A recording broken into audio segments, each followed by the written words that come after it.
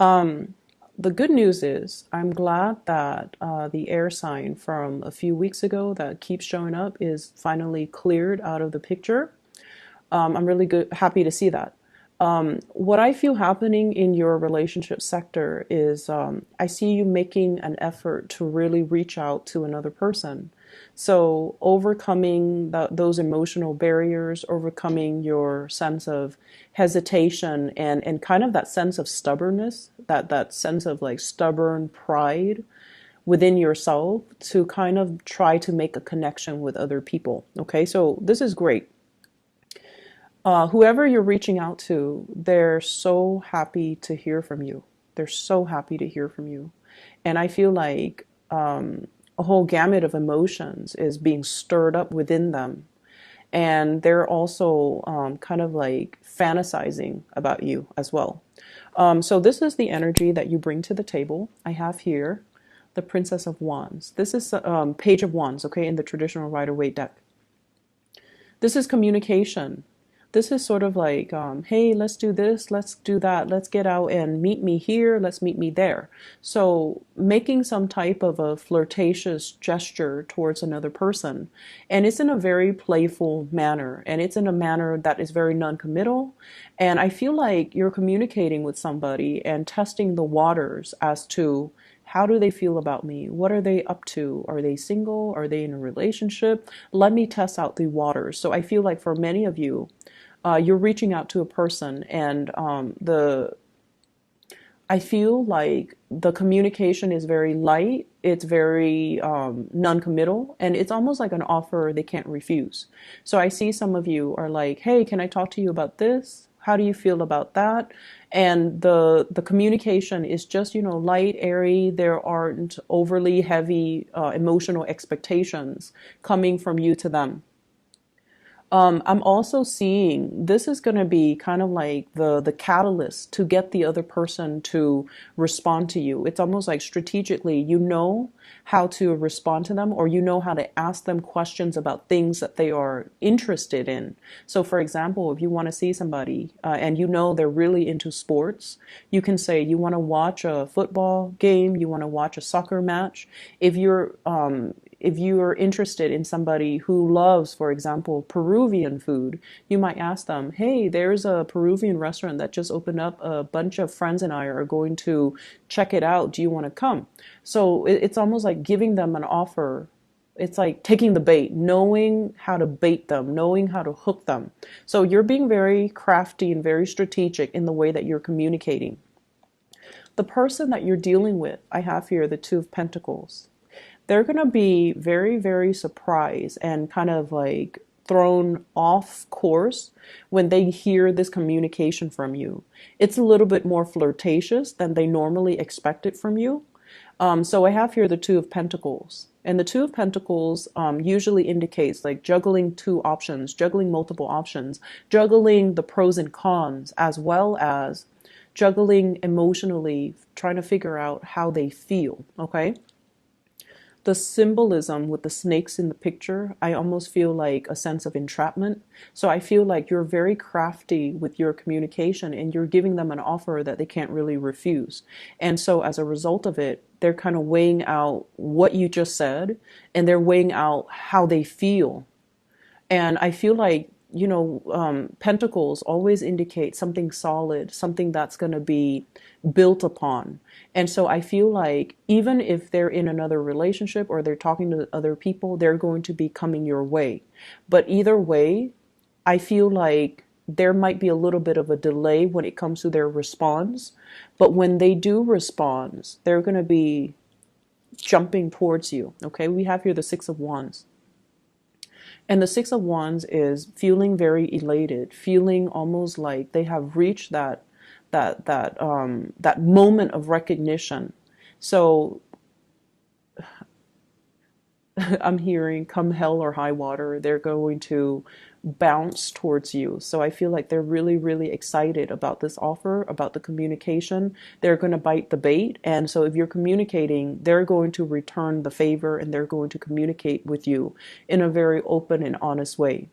I see some people here talking to a crush, If you've had difficulties talking to a crush and not knowing what topics to talk about, what to bring up, and things like that, you're veering on the safe side, or you have been in the past by talking about, work, by talking about like, how's your boss? How's your supervisor? How are things at work? How are your coworkers? How's your new job? How's your new work environment? Where are you living? Like you're veering on the safe side. But this is the week where there's going to be some major breakthroughs in communication. And then as a result of it, I feel like it's going to open up a portal of communication for you where they're coming towards you and they're revealing more of themselves, okay? And from the perspective of your partner, I have here the lovers. And the lovers in this card is greatly about the fantasy. So I definitely feel somebody is eyeing you and they see you opening up and being more flirtatious with them. And as a result of it, they're fantasizing about, oh my gosh, is this person interested in me? Can there be a future built between the two of us? So I feel like you're dealing with someone who is very idealistic, who is very, very clear. And I don't see this as like the juggler where someone is in multiple relationships, or they really do believe in love and commitment, and they do believe in like love at first sight. They do have these very idealistic ideals when it comes to love and relationships. And, they might have been thinking about you for quite some time because, this person has been asleep dreaming about their one and only for quite some time. And I feel like you're dealing with someone who's also very creative in the creative field, or they have, artistic abilities, they have musical abilities, and they're very much excited about the offer that you have on the table. They're very, very happy to be hearing from you, to the point where they're fantasizing about what could be as a result of this relationship, okay? I also see a sense of distance for some of you who are in long distance relationships, about somebody coming to see you and solidifying some type of plan so that they come see you, you come see them, or you guys meet halfway. So there is a major compromise coming into this spread here in your love sector. The last card we have here is the Five of Swords. And the Five of Swords is walking away from a situation that was very undignified, wanting to, it's sort of like pride getting in the way. And so there might have been stoppage in communication as a result of one person reaching out and not getting the response, and then they start getting defensive and they kind of clam up.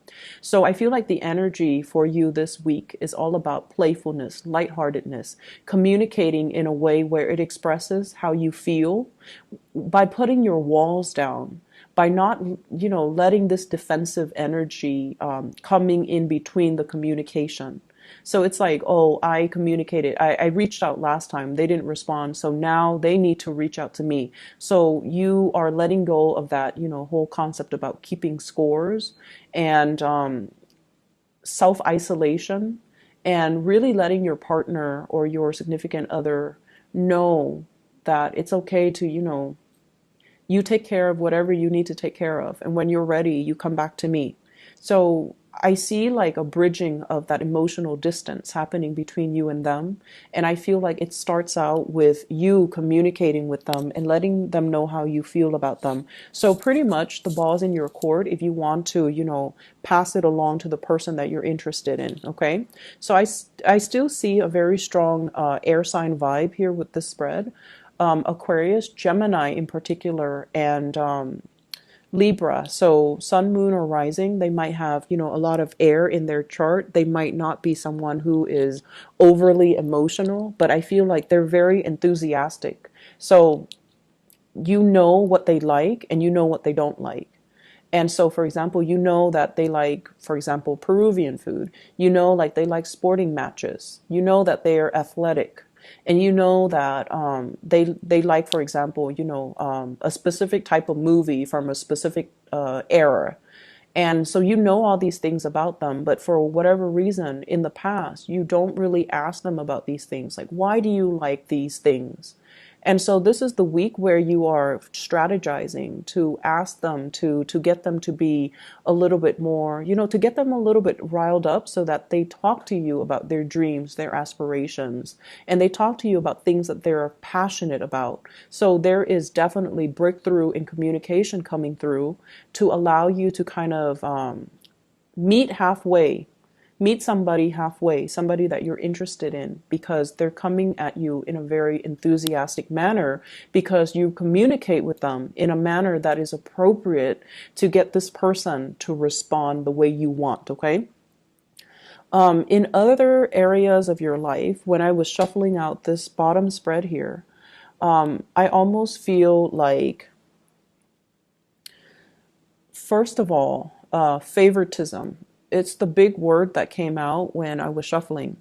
And I feel like what it denotes is, we all have our biases. We all have our favorites, okay? For those of you who are in some type of a teaching profession, you always have certain kids that you like more than others. You also have, certain kids that are troublemakers, right? And if you're dealing with children in general, if you're dealing with people who are younger, if you're managing a team, there will always be people that you like and people that you don't like.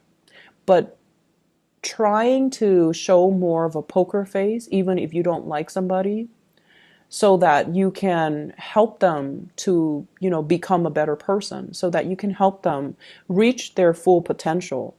And so they're saying here, work towards a common purpose, finding and emphasizing the good traits about the other person rather than dwelling on the negative traits that they embody is really going to help you in dealing with the people that you don't like, especially if you are in charge of, in control of their work environment, in control of their professional development.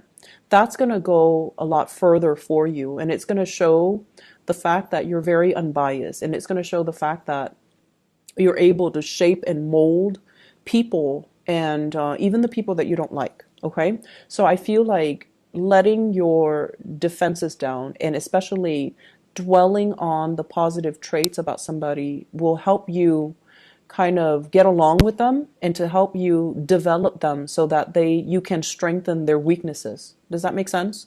I see a lot of people here working with children, and I see a lot of people grading, performance evaluations, professional development, and you're giving somebody a score.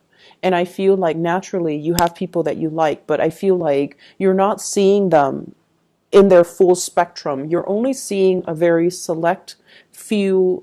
It's like you're seeing, you have this window into their personality, into their psyche.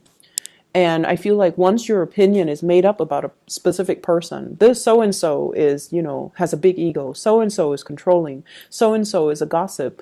Once you have already made up your mind, it's really, really hard for you to reform and reshape your opinion. And so my advice is, don't judge too quickly.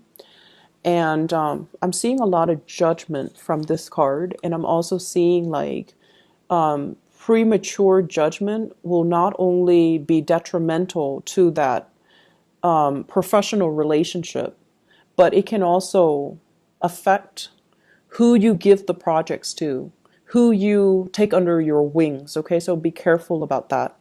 The other message that I'm seeing here as well is let people learn to do things themselves. Okay. The ability for you to learn to delegate, the ability for you to entrust other people with responsibilities, with the mindset that I train them well, so they should be able to do it themselves. And they should be able to do it without, with minimal supervision, so that you're not hoarding all the responsibilities and taking care of everything. So learning to delegate, so you're not wearing yourself out, and also putting yourself in a position where you are trusting that other people will do it right, okay? So I see a big need here for perfectionism.